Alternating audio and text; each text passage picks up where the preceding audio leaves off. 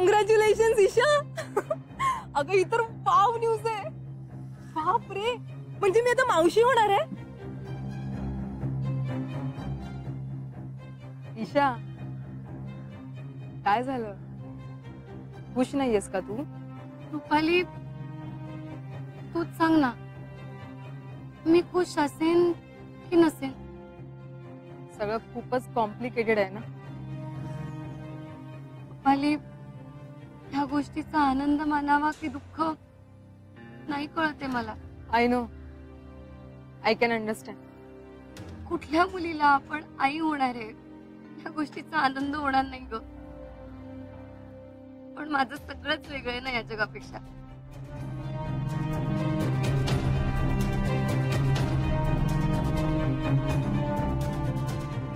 माझ्या होणाऱ्या बाळाचे बाबा हे खुनी आहेत. त्यांनी मागच्या जन्मी माझाच खून केला होता. हे ऐकायला कसं वाटतं रुपाली? सांग ना, आता मी ह्या गोष्टीचं दुःख मानू की आनंद?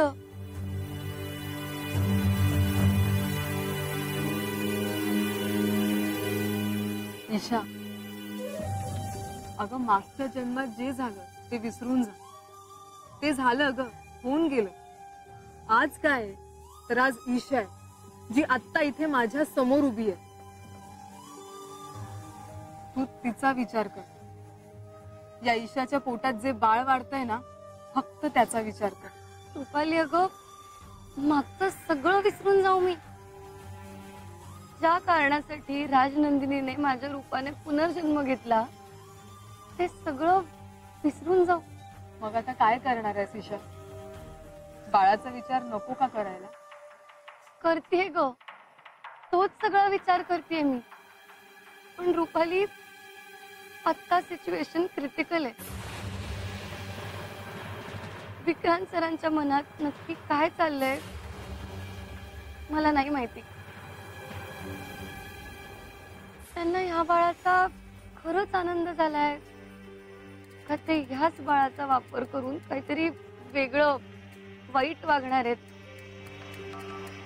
अंदाज नाही येते मला. मग आता तू काय करायचं ठरवलंय? हे बघ रुपाली, माझं ध्येय बदलू शकत नाही. ही एक आनंदाची बातमी मिळाली म्हणून मी गाफील राहणार नाहीये. मी सरांना जिंकू देणार नाही. या सगळ्यात मी तुझी काय मदत करू शकते? एक मिनिट.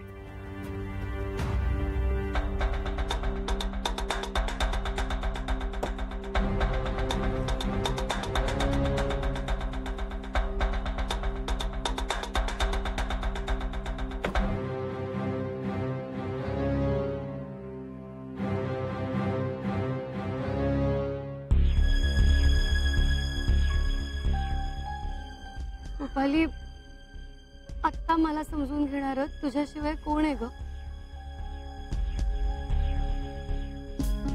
हे घे.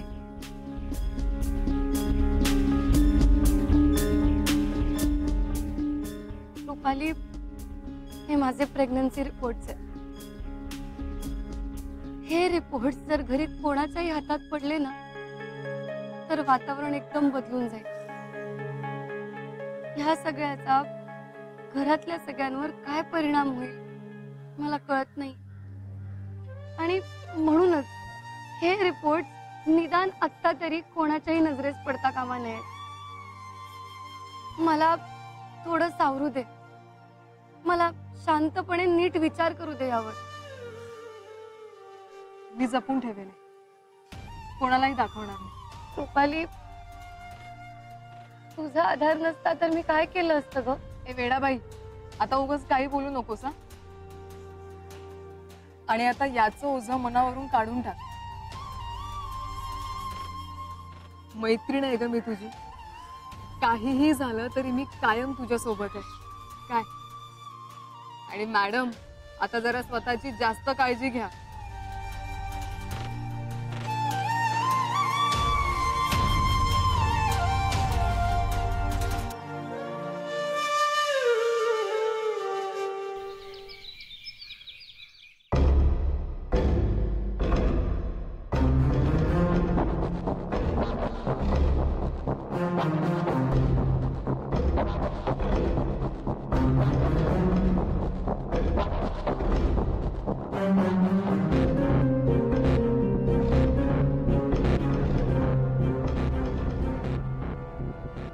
विक्रांत,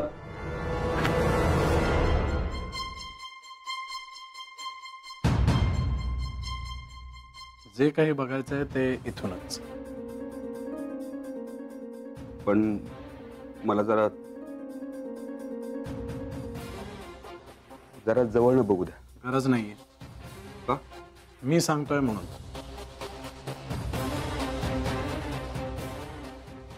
माझा मित्र आहे तो. फक्त आडनावाने का असे ना, पण माझा भाऊ आहे तो.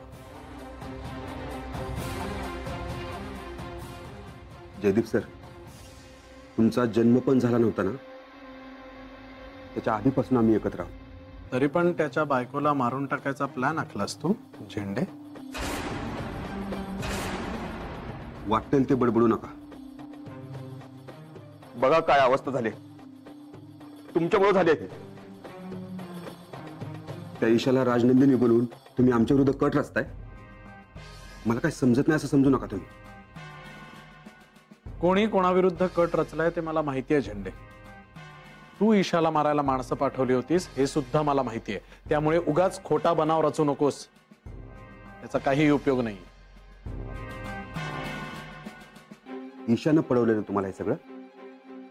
मी काहीही केलेलं नाही. अरे मी जन्मलोही नव्हतो तेव्हापासून तुमचे हे असले धंदे सुरू आहेत. जयदीप, तुमच्याच भाषेत तुमची सगळी अंडी पिल्ली आता बाहेर आली आहेत झेंडे. तुम्ही दोघांनी मिळून कंपनीत अफरातफर केली, मग दादासाहेबांना आपल्या वाटेतून दूर केलं, मग ही सगळी इस्टेट हडपण्यासाठी तुम्ही माझ्या राजानंदिनी ताईला मारून टाकलं. अरे कुठे फेडाल ही पाप?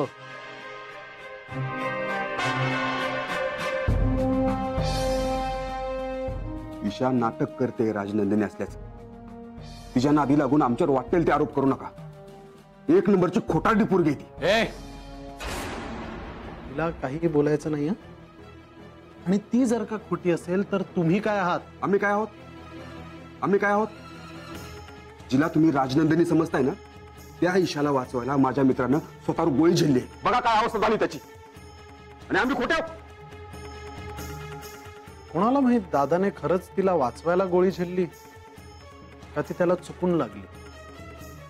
त्यात सुद्धा तुमचा काहीतरी प्लॅन असूच शकतो झेंडे. आवाज खाली. मित्राला पाहिलंच ना? चल चला आता गुपचूप बाहेर निघायचं. चल.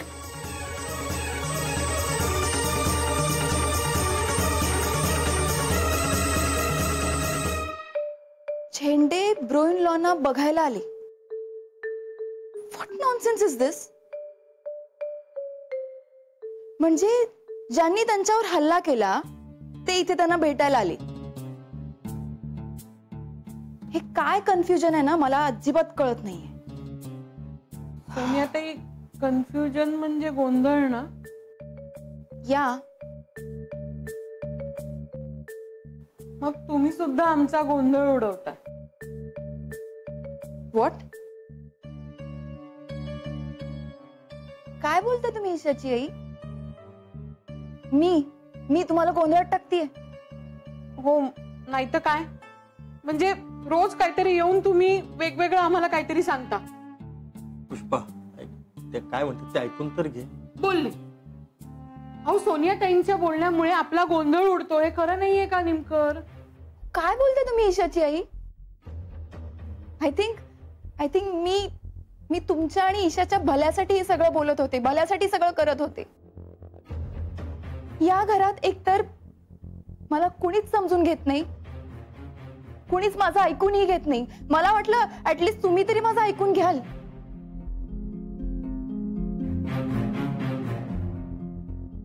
मला जे काही वाटत होतं ते सरळ तुमच्या समोर बोलून दाखवायचे मी.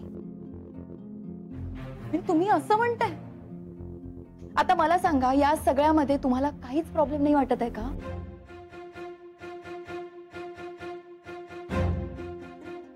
हा सोनियाताई, तुमचं म्हणणं बरोबर आहे. म्हणजे यात काहीतरी प्रॉब्लेम आहे असं मलाही वाटतं, पण नेमकं काय तेच काही कळत नाही. हो ना. हे बघा, आपल्याला हे माहितीये की झेंडेंनी ईशाला मारण्याचा प्रयत्न केला. हो ब्रोइन लॉ मध्ये आले आणि त्यामुळे त्यांना गोळी लागली, बरोबर ना? हो. मग तरीही झेंडेंची या घरात येऊन त्यांना बघण्याची हिंमतच कशी झाली सांगा?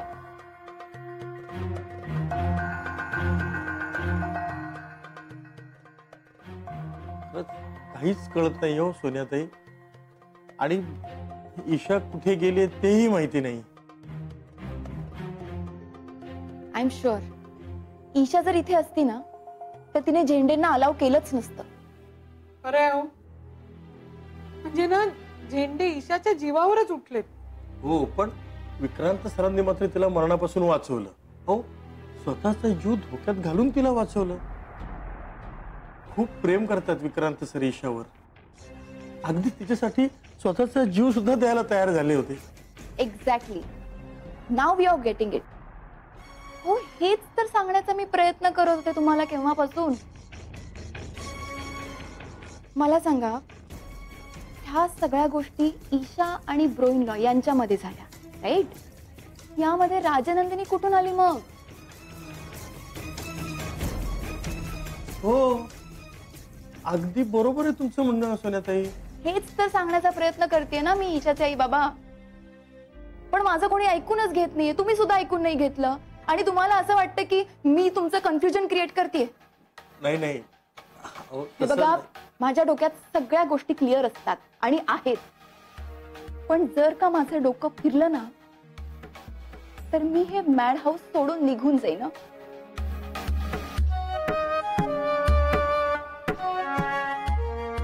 अहो सोनियाताई,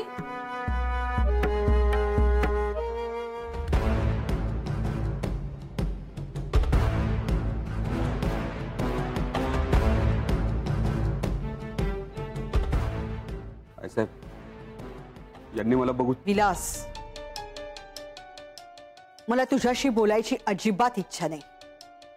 निघ तू.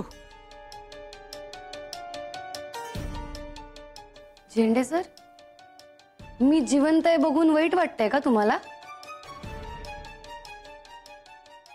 माझा मित्र गोळी लागून पडला याचं वाईट वाटतंय मला.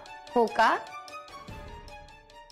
ज्या मित्रासाठी तुम्ही हा प्लॅन बनवलात तोच मित्र तुमच्या प्लॅनच्या मध्ये आडवा आला. हे कसं काय झालं? का तुम्ही तुमच्या मित्राला सांगितलंच नव्हतं की तुम्ही मला मारायचा प्लॅन करताय म्हणून?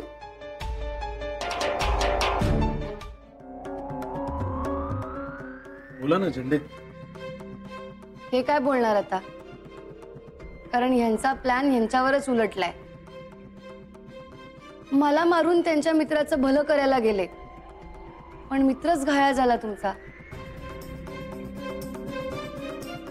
तुझ्या प्रेमात येडा झालाय तो, म्हणून स्वतःवर गोळी झेलली त्याने. पण तू काय करतेस? काय करतेय मी? आई साहेब, राजनंदिनी बनून सगळ्या दुनियेला धडा शिकवायला निघाली ही. माहितीये मला. आणि विलास, यापुढे तू एकही शब्द बोलू नकोस. आईसाहेब, बोलू दे त्यांना. तसंही आता भीती वाटत असणार त्यांना. राजनंदिनीला तू मध्ये आणू नकोस, नाहीतर तुझं आयुष्य बर्बाद होईल. माझं आयुष्य बर्बाद होईल का तुमचं झेंडे? राजनंदिनीचं आयुष्य तुम्ही बर्बाद केलं. मला मारायचाही प्लॅन तुम्हीच रचलात आणि आता मलाच सल्ले देताय. इथून पुढे विचार करून वाग. आता विचार करायची वेळ तुमची आहे झेंडे. या. आई साहेब, विलास, निघ तू.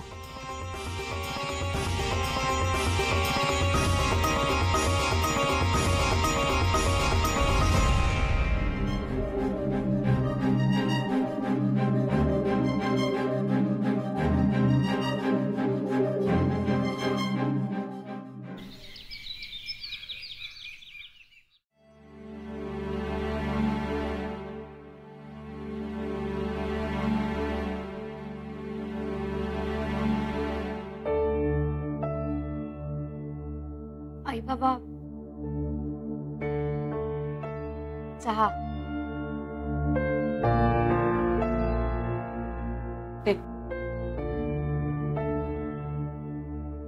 अहो चहा घ्या.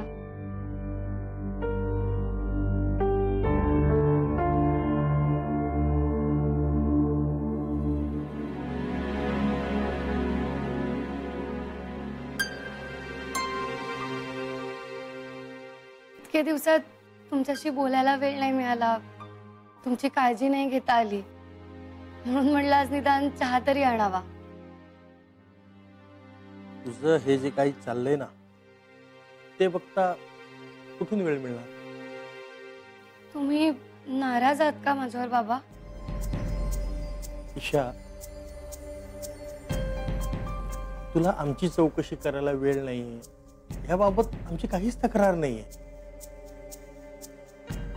हे तुझं सासर आहे, तुझ्यावर जबाबदाऱ्या आहेत, हे कळतंय ना आम्हाला, हो की नाही पुष्पा?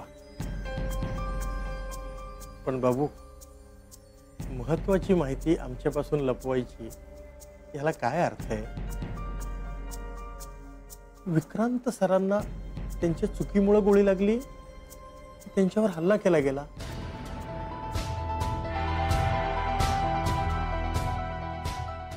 तुम्हाला का असं वाटलं? आम्हाला सगळं माहिती आहे ईशा, तू सांगितलं नसलंस तरी. पण तुम्हाला कोणी सांगितलं हे सगळं? त्यांनी काय फरक पडणार आहे ईशा? तू हे आम्हाला सांगितलं नाहीयेस. अगं बाळा, इथे तुझ्या जीवाला धोका आहे, तुला मारण्याचा प्रयत्न झाला. हे तुझ्या आई वडिलांनी कसं पचवायचं सांग ना मला. ईशा अगं, लोक तुझ्या जीवावर का उठलेत? आई अगं, त्यांनी राजनंदिनीला मारलं होतं, मग मला मारायचा प्रयत्न करणारच ना ते. पास झालं राजनंदिनी राजनंदिनी, आमचा काय संबंध आहे तिच्याशी? आई अगं, माझा संबंध आहे ना. पण हे बघ, गेल्या जन्मात काय झालं काय नाही याच्याशी आम्हाला काही घेणं देणं नाही, आणि त्याचं काही खरं खोटं करायची सुद्धा मला गरज वाटत नाही. आम्हाला फक्त आमच्या मुलीची, ईशाची काळजी आहे. तिला काही होता कामा नये, बस. माहित काय, एकीकडे म्हणतेस की तुमची ईशा बदलली नाही, तुमची मुलगी जशी पूर्वी होती तशी आजही आहे. अगं मग अशी परक का वागतेस आमच्याशी? आई अगं, निदान तुम्ही तरी समजून घ्या मला. ईशा, तू आमच्यापासून अजून काय काय लपवून ठेवलंयस?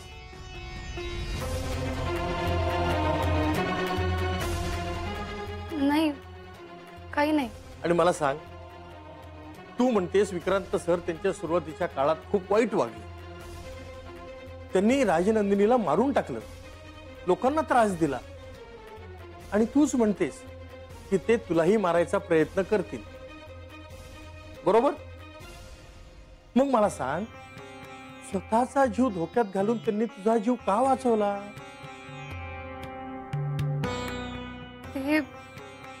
ते मलाही अजून नाही कळलेलं बाबा. मग ईशा, जावई बापू देवळात का आले होते? असं अचानक काय काम निघालं की ते देवळात आले? तू आता एकटी नाही आहेस ईशा, कारण तुझ्या पोटात आपलं बाळ वाढतंय. Yes, you are pregnant Isha.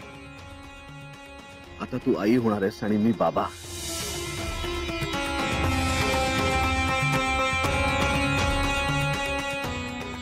पाहिलं नेमकं, काहीही बोलत नाहीये मुलगी.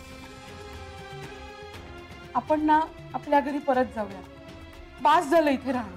आई अगं, मला तुम्हाला जे काही सांगायचंय ते मी सांगणारच आहे. वेळ आली की. माझ्यावर प्लीज विश्वास ठेवा. म्हणजे तू अजून काहीतरी लपवतेस आमच्यापासून, हो ना? ईशा, मी काहीतरी विचारतेय तुला. मला आईसाहेबांनी बोलवलं होतं, मी आलेच जाऊन. ईशा, ईशा, अहो